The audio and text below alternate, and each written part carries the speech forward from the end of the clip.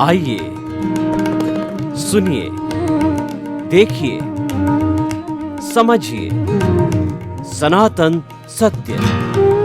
जैसी दृष्टि वैसी सृष्टि, दृष्टि विज्ञान। कुदरत, कुदरती रचना एवं कुदरत के कानून से शाश्वत सुख की प्राप्ति। जोधपुर के परम पूज्य महात्मा उपासक प्रोफेसर डॉक्टर सोहन राज तातेड़ के निर्देशन में सनातन सत्य। जैसी दृष्टि वैसी सृष्टि, दृष्टि विज्ञान।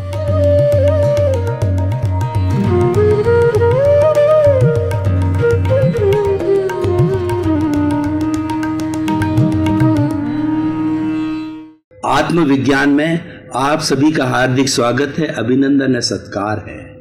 आत्मविज्ञान कार्यक्रम के अंतर्गत हम आपको आपके जीवन के गूढ़ रहस्यों के बारे में बताएंगे। सबसे पहले हम ये तय करेंगे कि मैं कौन हूं, मैं कहां से आया हूं, मुझे कहां जाना है और मुझे ये मानव जीवन मिला है वो किस तरीके से सार्थक बने। इसीलिए इस कार्यक्रम के अंतर्गत सही दृष्टि, सही सोच, राइट विजन, राइट थिंकिंग के अंतर्गत हम आपको सही रास्ता बताएंगे। What is the ultimate truth, सनातन सत्य क्या है, कुदरत का कानून क्या है, इस जगत को चलाने वाला कौन है और मैं उसमें किस तरीके से अपनी भूमिका अदा करता हूं। इन सब बातों को लेकर के हम आपका स्पष्टीकरण करेंगे। प्रतिदिन नए नए विषय लेकर हम आपके सामने प्रस्तुत हो रहे हैं। आज का बहुत ही सुंदर विषय है हुआ सो न्याय। भाई और बहनों, इतना सुंदर विषय है कि अगर इस विषय को हम ग्रहण करें तो हमारे जीवन की सभी समस्याएं समाप्त हो जाती हैं। देखिए, हमारे लौकिक जगत के अंदर न्यायालय है, हमारी जो सबसे ऊपर जो है, जैसे एमएलए है, एमपी है, जो कार्यपालिका है, और उसके बाद के अंदर हमारी व्यवस्था पालिका है, एक न्यायपालिका होती है। जब किसी व्यक्ति के साथ अन्याय होता है तो न्यायपालिका की तरफ दौड़ता है, वो न्याय की गुहार करता है, अपना वकील खड़ा करता है और जज के सामने अपना साक्ष्य प्रस्तुत करता है, अपना पक्ष प्रस्तुत करता है और सब साक्ष्यों के आधार पर अपने प्रस्तुति के आधार पर जो है जजमेंट दे करके जज जो है वो न्याय करता है, उसको न्याय मिलता है। वो अन्याय के विरुद्ध अपनी एप्लीकेशन लगाता है और उसे न्याय मिलता है। उसी तरह से ईश्वर के घर में भी न्याय है और ईश्वर के घर का जो न्याय है वो बिल्कुल क्रिस्टल क्लियर है, वो प्योर मैथमेटिक्स है। हमारा सुप्रीम कोर्ट का, हाई कोर्ट का, लोअर कोर्ट का कोई भी जज है वह तो अपने न्याय में किसी न किसी तरह की गलती कर सकता है क्योंकि वह इंसान है, लेकिन ईश्वर गलती नहीं करता है। उसका अनुशासन परफेक्ट है, उसका न्याय परफेक्ट है। इसीलिए कहा गया है कि ईश्वर ने जो किया वो न्याय है, यानी हुआ सो न्याय। अब हुआ सो न्याय कैसे? आप देखिए कि हम पुनर्जन्म में विश्वास करते हैं। भारत में 55 तरह के धर्म दर्शन हैं और 55 तरह के धर्म दर्शन के केंद्र के अंदर आत्मा है। जहाँ धर्म की बात करते हैं वहाँ आत्मा से प्रारंभ होता है, उसका केंद्र आत्मा है। हम भारत की बात नहीं करते, वर्ल्ड फिलोसॉफिकल कांग्रेस की बात करें, पूरे विश्व की बात करें, जिसमें 365 तरह के धर्म दर्शन आज भी मौजूद है और वो सब धर्म दर्शन जो है केंद्र में आत्मा को रखते हैं क्योंकि उनका लक्ष्य आत्मा है। उनको हमारे शरीर को संचालित करने वाली आत्मा है। मैं बोल रहा हूं, मैं हाथ हिला रहा हूं, मैं सिर हिला रहा हूं, ये आत्मा की साक्षी से होता है, आत्मा की प्रेजेंस से होता है। अगर मेरे शरीर में आत्मा नहीं है तो ये डेड बॉडी गिनी जाएगी।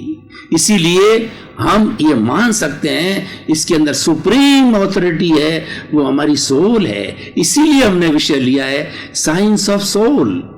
साइंस ऑफ सोल क्या है? Right vision and right thinking, सही दृष्टि और सही सोच। हम आत्मा तब कैसे पहुंचेंगे जब हमारी सोच सही होनी चाहिए। सोच सही होने का अर्थ क्या है कि हम जो कुछ करके आते हैं ये जन्म जो हमको मिला है ये पूर्व जन्म का प्रतिबिंब है। हम पूर्व जन्म के अंदर किस तरीके का पुरुषार्थ करके आए थे वो आज पूरे जीवन भर हमें भाग्य के रूप में मिलेगा। सौभाग्य दुर्भाग्य, अगर हम पुण्य संचय करके आए हैं तो प्रारब्ध के अंदर हमको भाग्य मिलेगा, और हम पाप संचय करके आए हैं तो हमको दुर्भाग्य मिलेगा। पूरा व्यक्ति जीवन भर इन दो तराजू पे झूलता रहता है, दो झूलों पे झूलता रहता है, सुख दुख, पुण्य पाप, कष्ट और आराम, ये दो ही झूले हैं, इसमें झूलता रहता है और ये पीछे से लेकर के आता है। इस जन्म के अंदर हम जो कुछ भी पुरुषार्थ अच्छा या बुरा कर रहे हैं वो भावी जीवन के बीज बो रहे हैं, उसका परिणाम आने वाले जन्म के अंदर हमको पुण्य पाप के रूप में मिलेगा। ये जो हम कॉज डाल रहे हैं आने वाले जन्म के अंदर इफेक्ट मिलेगा। ये हमारे जो कर्म बीज पड़ रहे हैं वो आने वाले भव के अंदर कर्म फल बनेगा। एक बीज होता है, मैं आपको एक वट वृक्ष के बीज की बात कहता हूं, तो वट वृक्ष का जो बीज होता है बहुत छोटा होता है, राई जितना होता है, लेकिन अपना वो संपूर्ण रूप लेता है तो वट वृक्ष होता है। उसके अंदर तना होता है, टहनियाँ होती है, डंठल होते हैं, पत्ते होते हैं, फूल लगते हैं और फल आता है। एक छोटे से बीज के अंदर कितनी चीजों की उपस्थिति मौजूद रहती है, वह तो बीज छोटा है। उसी तरीके उससे भी सूक्ष्म हमारा कर्म शरीर है, वो हम भव भवांतर में साथ लिए चलते हैं। जब कभी भी आत्मा एक शरीर से दूसरे शरीर में जाती है पीछे कुछ भी छोड़ के नहीं जाती। हमारा शरीर है, पीछे धन दौलत परिवार सब कुछ छोड़ के जाता है, लेकिन आत्मा तो अपना एक कर्म शरीर, एक LPC लास्ट पे सर्टिफिकेट जो कर्मचारियों को मिलता है एक जगह से दूसरी जगह ट्रांसफर होने पर, तो वह कार्मन शरीर, वह कॉजल बॉडी, वह जो है हमारा लिंग शरीर, वो साथ लेकर के, और एक सहयोगी जो धक्का देने वाला होता है वो तेजस शरीर होता है, वो धक्का देता है।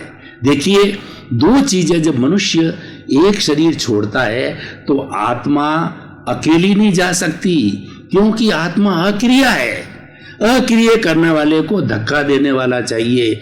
और हमारा कार्बन शरीर जिसकी मैं बात कह रहा हूं कि अपना साथ लेके जाता, कर्मों का पुलिंदा, कर्मों का वेयर हाउस, कर्मों का स्टोर, हमारा लिंग शरीर, उसको धक्का देने के लिए तेजस शरीर होता है, जिसको कर्ण वीर्य कहते हैं, वो ताकत देता, और धक्का देने से वो आत्मा इस कार्बन शरीर के साथ में दूसरे शरीर के अंदर प्रवेश करती है, जन्म लेती है, और वो उसका जन्म कहलाता है। अगर कार्बन शरीर नहीं है तो आत्मा अकेली रह ही नहीं सकती, वो तो मोक्ष में रहेगी, और तेजस शरीर धक्का देने वाली जरूरत ही नहीं रहेगी। धक्का तो इस वेयर हाउस को देना पड़ता है जो कि उसके साथ में लगा हुआ है, क्योंकि आत्मा तो अक्रिया है, आत्मा तो अमूर्त है, उसको धक्के की जरूरत नहीं है। धक्के को तो हमें कार्बन शरीर, जो हमारी बुराई है, जो हमारा पुण्य पाप है, जो हमारा दोष है, जो हमने लोगों के साथ में दुख दिया है वो या सुख दिया है, वो साथ लेकर के जाना होता है। ये हम साथ लेकर के आते हैं। हुआ सो न्याय विषय को समझने के लिए इसको समझना बहुत जरूरी है। जो हम लेके आते हैं, कुदरत कुछ नहीं करती है। कुदरत जब उदय में आता है, जब हमारे कर्म का प्रारब्ध प्रारंभ होता है, तो कुदरत साधन जुटाती है। मान लीजिए हमारे को जोधपुर से दिल्ली जाना है, तो हम विचार करते हैं कि हम कैसे जाएं। जाने के बहुत साधन होते हैं। बस के द्वारा जाया जा सकता है, ट्रेन के द्वारा जाया जा सकता है, फ्लाइट के द्वारा जाया जा सकता है, और भी कोई साधन हो सकता है। तो हम तय करते हैं कि किस साधन से जाएं। ये सारे साधन ये प्रकृति जुटाती है, ये नेचर मां जुटाती है, जिसको हम कुदरत कहते हैं। और कुदरत तुरंत जैसा हमारा, हम जैसा चिंतन करते हैं उसी ट्रेन में बैठ जाते हैं, उस फ्लाइट के अंदर बैठ जाते हैं, उस बस में बैठ जाते हैं, क्योंकि हम निर्धारित कर लेते हैं। तो इसी तरह से हमारा पूर्व निर्धारित किया हुआ कर्म जब उदय में आता है, प्रारब्ध के रूप के अंदर, गीता की भाषा में बात करूं कि वो हमारा प्रारब्ध है। कर्म तीन तरह के होते हैं, प्रारब्ध, क्रियमाण और संचित। संचित कर्म तो हम संचय करते हैं, इकट्ठे करते हैं, और क्रियमाण होता है वो क्रिया के अंदर होता है। तो इस तरीके से वो कर्म जब हमारा उदय में आता है तब ये संजोग मिलते हैं, और संजोग उसी का प्रतिबिंब होता है जो हमने पीछे किया है। अगर किसी को सुख दिया है तो सुख लेने वाला तैयार हो जाएगा, और अगर हमने किसी को दुख दिया है तो प्राणी हमारे सामने आ जाएगा, बेटा बन के आ जाएगा, पत्नी बन के आ जाएगा, पुत्र बन के आ जाएगा, गाय बन के आ जाएगा, भैंस बन के आएगा। यही नहीं माने कि हमको सुख दुख जो है केवल मनुष्य ही देते हैं, सुख दुख देने वाले दूसरे प्राणी भी है। अगर हमने किसी का वध किया है पूर्व जन्म में तो सांप बन करके हमको डस सकता है, वो शेर बन करके हमको खा सकता है। अगर हमने किसी की सेवा की है तो अपना पुत्र जो है बन करके, वो जो है पुत्र बन करके और हमारी श्रवण कुमार बन करके हमारी सेवा कर सकता है, हमारे दोस्त रूप में सेवा कर सकता है, हमारा अपरिचित रूप में सेवा कर सकता है। कई बार भाइयों आपने देखा होगा कि हमारा एक्सीडेंट हो जाता है, कोई भी वहां परिचित नहीं होता है। एक व्यक्ति ऐसा होता है कि वो रिस्क लेकर के तुरंत जो है अपनी गाड़ी में या ऑटो के अंदर अपना जो है अपने पालथी में बिठा करके हाथ पकड़ के तुरंत हमारे को वो हॉस्पिटल ले जाता है। क्यों ले जाता है? पूर्व जन्म का हमारा संबंध है और वो हमारी सेवा करने के लिए आया है। उसको प्रकृति मां ने भेजा है, उसको कुदरत ने भेजा है, उसको संजोग कहते हैं। संजोग तुरंत हाजिर हो जाते हैं और हम हॉस्पिटल के अंदर जाते हैं और हॉस्पिटल में जाकर के हमारा तुरंत इलाज लग जाता है। फिर परिवार वाले आते हैं और सारी प्रक्रिया होती है। अगर उस वक्त के अंदर हमारा जीवन शेष नहीं है और हमारा कोई एक्सीडेंट हो गया, हमारा ब्रेन हेमरेज हो गया, हम गिर गए, हो सकता है उस स्थिति के हम प्राण भी गंवा बैठे, बहुत से भी गंवा बैठते हैं। तो मैं बात कर रहा था कि हुआ सो न्याय, ये सब चीजें हमारे जीवन में घटित होती है तो हमारा जो कर्म सिद्धांत, हमारा आत्मविज्ञान, हमारा साइंस ऑफ द सोल क्या कहती है, उसको आप समझो कि ईश्वर के घर का न्याय है। उसका प्रतिरोध मत करो, उसका विरोध मत करो। और आपके विरोध करने से क्या होगा? क्योंकि वो तो आपका संचित है, वो तो आपको मिलेगा ही, चाहे रोकर के लीजिए, चाहे जो है आप हंसते हंसते करो। फॉर एग्जाम्पल, हम कहीं पर जा रहे हैं, हमारा एक्सीडेंट हो गया और डॉक्टर ने कहा कि फ्रैक्चर हो गया, आपके जो है वो 3 महीने का पट्टा बंधेगा। पक्का पट्टा बंध जाता है। अब पक्का पट्टा बंध जाने के कारण हम चलने की स्थिति में नहीं रहते हैं, हम पलंग पर आ जाते हैं। अब आप 24 घंटे कराते रहो, चिल्लाते रहो, दोष देते रहो, फला व्यक्ति ने मेरा एक्सीडेंट किया और मेरे फ्रैक्चर हो गया। उसके बाद के अंदर आपके जो घर वाले हैं, क्योंकि आप तो निराश्रित हो गए, दूसरे पे आश्रित हो गए, तो दूसरा अगर आपकी बराबर सेवा नहीं करता है, आपकी शरीर की आवश्यकताओं के विसर्जन के लिए, भोजन के लिए, चाय के लिए, तो आप उसके ऊपर गुस्सा करते हैं। तो आप करते रहिए, क्योंकि आप परवश हो गए हैं। अगर उस जगह पर आप चिंतन करें कि देखिए ईश्वर का लाख लाख शुक्र है कि मुझे फ्रैक्चर ही हुआ है, मैं तो 3 महीने में तैयार हो जाऊंगा। अगर मैं, हे ईश्वर तुम्हारा लाख लाख शुक्र है, अगर मैं उस समय में गिर गया होता और क्लॉटिंग हो गई होती और कोमा में चला गया होता, तो लोग 5-5 साल 10-10 साल कोमा के अंदर पड़े रहते हैं, लोथ की तरह, लाश की तरह, उनको कोई होश नहीं रहता है, वो बेहोश रहते हैं। उससे तो मैं अच्छा हूं, 3 महीने का कष्ट है। यानी हुआ सो न्याय क्या कहता है, जीवन में हर क्षण पॉजिटिव रहो और जो कुछ हमारे साथ घटित हो गया है उससे संतुष्टि रखो। होता क्या है, हमारे व्यवहारिक जगत के अंदर बच्चा बहुत स्टूडियस है, उसने एम्बिशन बना ली सीए की कि मैं फर्स्ट पोजीशन आऊंगा या सीपीटी क्लियर कर दूंगा, पीएमटी क्लियर कर दूंगा, या जो हमारा आईएएस आरएएस का एग्जाम है वो क्लियर कर दूंगा। इस तरीके का स्टूडेंट अपनी विचारधारा बना देता है और वह फेल हो जाता है, तो बहुत भावुक हो जाता है, तो अपने शरीर की ई लीला को समाप्त भी कर देता है, सुसाइड भी कर लेता है, क्योंकि हुआ सो न्याय, ईश्वर के न्याय में उसको विश्वास नहीं है। ऐसे समय में ये ईश्वर का न्याय जो है वो आपको संतुलित रखता है, आपको कोई अपराध में जाने नहीं देता, बुराई में जाने नहीं देता, डिप्रेशन में जाने नहीं देता, निराशा में नहीं जाने देता। देखिए, अर्थव्यवस्था बिगड़ी थी।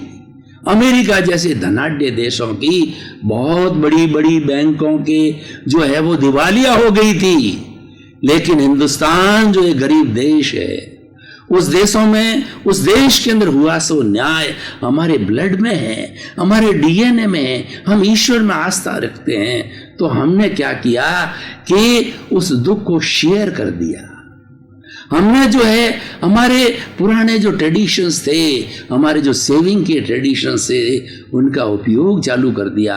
हमारे पास के अंदर जो बचत की थी उसका उपयोग होने लगा, और हम संख्या में भी 125 की जगह आज तो 135 करोड़ लोग हो गए हैं। जब 125 करोड़ यानी 250 हाथ एक साथ जुड़ते हैं तो दुख का क्या होता है, प्रसाद की तरह एक छोटा सा टुकड़ा हाथ आता है। तो हमने भी उस कठिन घड़ी के अंदर जो है अपनी बैंकों को सुदृढ़ रखा, दिवालिया नहीं होने दिया। हमने हमारी बचत को आगे लाए। हमारे देश में बड़ी बड़ी विपदा आई, पाकिस्तान ने हमला किया, चीन ने हमला किया, और हमारे लाल बहादुर शास्त्री ने आह्वान किया कि हम दुख की घड़ी में हैं, जनता का सहयोग चाहिए, अनाज की कमी है। तो उन्होंने जय जवान जय किसान का नारा दिया, सोमवार का उपवास रखने का नारा दिया। तो उससे क्या हुआ, थोड़ा थोड़ा करके भोजन बच गया और सभी के काम आ गया। और जब आह्वान किया लाल बहादुर शास्त्री जैसी पवित्र आत्मा ने, हमारे एक बहुत बड़े अच्छे नेता ने, तो लोगों ने जितनी भी स्वर्ण राशि इकट्ठी थी उनके चरणों में डाल दी, आप उसका उपयोग कीजिए। भामाशाह बन गए। महाराणा प्रताप को तकलीफ आई तो भामाशाह ने कहा कि ये सारा जो धन है आपके चरणों में, इसका आप उपयोग कीजिए और भीलों की सेना बनाइए और अकबर से मुकाबला किए। ये कब होता है? जब ईश्वर के न्याय में विश्वास होता है। इसीलिए भाइयों, ये जो एपिसोड क्या बताता है, हमारे साथ कितना भी कुठाराघात हो जावे, हमारा नजदीक से नजदीक व्यक्ति, माता पिता, पत्नी, पति, पुत्र, कोई भी गुजर जावे, हमारे पे वज्रपात हो जावे, तो हमें उसको एक्सेप्ट करना चाहिए, ईश्वर को धन्यवाद देना चाहिए कि हमारा इसके साथ में इतना ही संयोग था, क्योंकि ये कुदरत का कानून है, ये सनातन सत्य है, ये प्रकृति का नियम है, ये लॉ ऑफ दी हमारा सोल है, साइंस ऑफ द सोल है। हर संयोग के साथ वियोग जुड़ा हुआ है। आज जो हमारे साथ ये शरीर है वो भी एक दिन जाने वाला है। जब शरीर ही जाने वाला है तो बेटा, पुत्र, पत्नी कितने साथ रहेंगे? जब ये जानकारी रहती तो हम ईश्वर को धन्यवाद देते हैं, ईश्वर आपने किया सो न्याय है और मुझे एक्सेप्टेबल है। हुआ सो न्याय का अर्थ यह है, आप संतुष्टि रखिए, आप संतोष कीजिए जिस स्थिति के अंदर है। आप अगर मान लो बहुत ही न्यूनतम सैलरी वाले हैं, आपका न्यूनतम जो है आपकी आमदनी है, फिर भी आपको निराश होने की जरूरत नहीं है। ईश्वर का लाख लाख शुक्र करो, ईश्वर में 2 टाइम भूखा तो नहीं रहता हूँ, रूखी सूखी तो खा लेता हूँ, मेरे बाल है, बच्चे हैं, मेरी कुटिया है, उसमें संतोष कीजिए। संतोषम परम सुखम, गज धन गो धन बाजी धन और रतन धन खान, जब आवे संतोष धन सब धन धूरी समान। आपके पास में करोड़ों अरबों की संपत्ति है, लेकिन संतोष नहीं है तो आपको नींद नहीं आएगी, आपको भय लगा रहेगा, सरकार ले जाएगी, इनकम टैक्स की रेड पड़ जाएगी, कोई चोर लुटेरा इसको लूट जाएगा। तो ऐसा क्यों करते हो? आप तो अपने आप को मानिए कि जो कुछ भी मुझे प्रारब्ध से मिला है, भाग्य से मिला है, ये ईश्वर की देन है और मैं तो इसका ट्रस्टी हूं, मैं तो इसका चौकीदार हूं। घनश्याम दास बिड़ला ने अपने बेटे बसंत कुमार को क्या लिखा कि भाग्य से तुम्हारे को अथाग संपत्ति मिली है, लेकिन ये संपत्ति तुम्हारी नहीं है, ये संपत्ति पब्लिक की है। इसको पब्लिक ट्रस्ट मानना, इसको पब्लिक की राशि मानना, इसका दुरुपयोग मत करना। तुम अपने इंद्रियों का संयम रखना और अपनी आवश्यकताओं को अधिक फैलाना मत। तुम्हारी संतान कपूत हो जावे तो तुम 1 रुपया भी संतान को मत देना, क्योंकि यह पब्लिक मनी का दुरुपयोग होगा। इसको दोनों हाथों से तुम जो है लोक कल्याण के लिए इसको सृजन करो। तभी बिड़ला जी ने कितने मंदिर बनाए, धर्मशालाएं बनाई, भोजनशालाएं बनाई, अस्पताल बनाए, स्कूल बनाए, रहन बसेरे बनाए, कितना कितना किया, क्योंकि वो ईश्वर में विश्वास रखते थे, ईश्वर के न्याय में विश्वास रखते थे कि मुझे आज मिला है तो वो मिला है तो बांटने के लिए मिला है। मैं कितना व्यय करूंगा। एक व्यक्ति के पास अथाग संपत्ति है तो उसका तो वो खाता तो रोटी है, सोना धन दौलत थोड़ी खा जाती है। उसको लोक कल्याण में लगाइए ताकि उसका उपयोग हुआ होगा। तो भाई और बहनों, मैं निष्कर्ष की भाषा में इस मेरे एपिसोड को मैं कसौटी पर कसता हूं कि जब अगर हम ईश्वर के घर के न्याय को एक्सेप्ट करते हैं तो हमको क्या लाभ होता है। लाभ को समझिए, सबसे बड़ा लाभ होता है हमें निराशा नहीं होती है। और जब वज्रपात होता है, ईश्वर के न्याय को हम नहीं समझते हैं, संतुष्टि नहीं करते हैं, तो अपनी जान गंवा बैठते हैं। हम पागल हो सकते हैं, हम कोमा में जा सकते हैं, कुछ भी हो सकता है, लेकिन हुआ सो न्याय मानने वाला उसी समय संतुलित हो जाएगा कि जो कुछ मिलता है ईश्वर की कृपा से मिलता है, मुझे पूर्व जन्म के कर्मों के लिए मिलता है। तो इसलिए भाई और बहनों, हम निष्कर्ष पे आते हैं, क्योंकि कोई बात करने के बाद में उसका निष्कर्ष देना चाहिए कि इस एपिसोड को अगर हम समाज में, घर में, व्यक्तिगत रूप से, देश के अंदर या विश्व में लागू करें तो इससे क्या लाभ होगा। ये एक यूनिवर्सल ट्रुथ है, उसको जब लागू किया जाता है ये सर्वमान्य हो जाएगा, सर्वग्राही हो जाएगा, क्योंकि किसी की भावना को ठेस नहीं पहुंचाता है, किसी धार्मिक भावना की बात नहीं करता है, कोई धर्म परिवर्तन की बात नहीं करता, कोई हिंसा की बात नहीं करता, कोई आग्रह की बात नहीं करता, कोई लोभ और लालच की बात नहीं करता। वो तो ईश्वर की बात करता है। और कौन सा ईश्वर? जो भीतर है, सबके भीतर है। मैं जितना भी जो है साइंस ऑफ द सोल में बात बताऊंगा, मैं उस ईश्वर की बात बताऊंगा जो हर प्राणी में है, हर प्राणी के, जीवित प्राणी के वो भीतर विद्यमान है। उस साइंस ऑफ द सोल की बात करता हूं। वही राम है, वही कृष्ण है, वही भगवान है, वही ईश्वर है, वो 33 करोड़ देवी देवता है, और वो वही है जो आप मानते हो। कुछ भी नाम दे दीजिए, उसके पर्यायवाची है, उसकी मैं बात कर रहा हूं। यानी कि हमारे भीतर है, हम इसका अनुभव कर रहे हैं, इसीलिए हम इसकी सत्ता, इसके अस्तित्व को भूल नहीं सकते, क्योंकि जो भीतर विराजमान प्रभु है हमारे जीवन का संचालन कर रहा है। हम सुबह उठने से रात को सोने तक जितना भी कार्य करते हैं, अच्छा करते हैं, बुरा तो करना ही नहीं चाहिए, लेकिन जो बुरा करने वाले चोर, लुटेरे हैं, अपराधी है, वो भी इसकी साक्षी से करते हैं। वो उनके कर्मों का उदय अलग तरह से है, वो अलग तरह की फिल्म लेकर के आते हैं, वो अलग कुकर्म करके आते हैं, वो पाप अर्जित करके आते हैं, तो उसको इस तरह का कार्य मिलता है। भाई और बहनों, आपका बहुत बहुत धन्यवाद। ये हमारा साइंस ऑफ द सोल है, ये कुदरत का कानून है, ये सनातन सत्य है। सनातन सत्य यूनिवर्सल होता है, सार्वभौम होता है, सर्वग्राही होता है, सर्व कल्याणकारी होता है। इसीलिए हमारे इस कुदरत के कानून में और साइंस ऑफ सोल के अंदर कभी भी ऐसी बात नहीं की जाएगी जो किसी को हर्ट करने वाली हो, किसी को राग द्वेष करने वाली हो, किसी को धार्मिक जो है भावनाओं को ठेस पहुंचाने वाली हो, क्योंकि ये तो आपके अस्तित्व की बात हो रही है, ये तो आपके भीतर विराजमान प्रभु की स्तुति की बात है। इसीलिए आप जो साइंस ऑफ सोल से जुड़े रहिए और आप अपने जीवन को धन्य बनाइए, क्योंकि अच्छा जीवन जीने के लिए हमारे सामने एक आदर्श होना चाहिए। वो आदर्श है science of the soul, right vision और राइट थिंकिंग। तो आप जो है ये संसार रूपी जो हमारा ये जितना भी कर्म का खाता है उससे पार पा सकते हैं। आपके प्रति मंगल भावना, शुभ।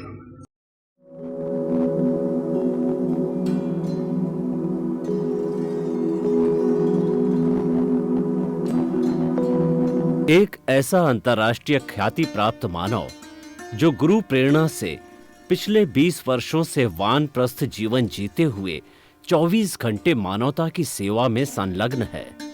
एक ऐसा मानव जो अभी राष्ट्रीय, अंतर्राष्ट्रीय टीवी चैनलों पर 7,500 एपिसोड के माध्यम से सनातन सत्य, आत्मविज्ञान एवं पुनरुत्थान, व्यवहार एवं निश्चय जगत के जीवनोपयोगी विषयों पर हृदय स्पर्शी प्रवचन कर चुका है।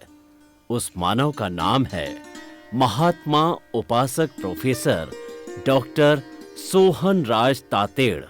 प्रोफेसर तातेड़ द्वारा योग, दर्शन, शिक्षा विषयों पर रचित पीएचडी स्तर के 250 शोध ग्रंथ भारत के 100 प्रतिष्ठित विश्वविद्यालयों में शोधार्थी पढ़ रहे हैं तथा वे सभी शोध ग्रंथ वहां की सेंट्रल लाइब्रेरियों में उपलब्ध हैं।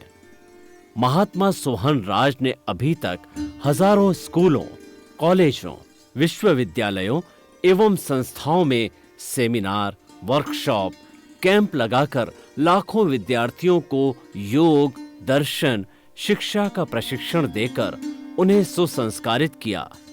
डॉक्टर तातेड़ ने भारतीय संस्कृति उत्थान के 4000 से अधिक समसामयिक विषयों पर आर्टिकल लिखकर ऑनलाइन जर्नल, पत्रिकाओं, वेबसाइट्स पर प्रकाशित किया, जिसका उपयोग लाखों पाठक कर रहे हैं। उपासक तातेड़ के 5000 से अधिक आज का सुविचार, आज का शुभ संदेश, आज का मंगल भावना योग आदि चिंतन websites, Twitter, blogger, Facebook, YouTube माध्यमों से लाखों लोग अपना जीवन निर्माण कर रहे हैं। मानवता के मसीहा ऐसे महामानव महात्मा सोहन राज तातेड़ के प्रोफाइल को अभी तक विश्व के 20 लाख दर्शक यूट्यूब पर, 12 लाख गूगल पर एवं लाखों दर्शक फेसबुक, ब्लॉगर, ट्विटर और इंस्टाग्राम पर देख चुके हैं।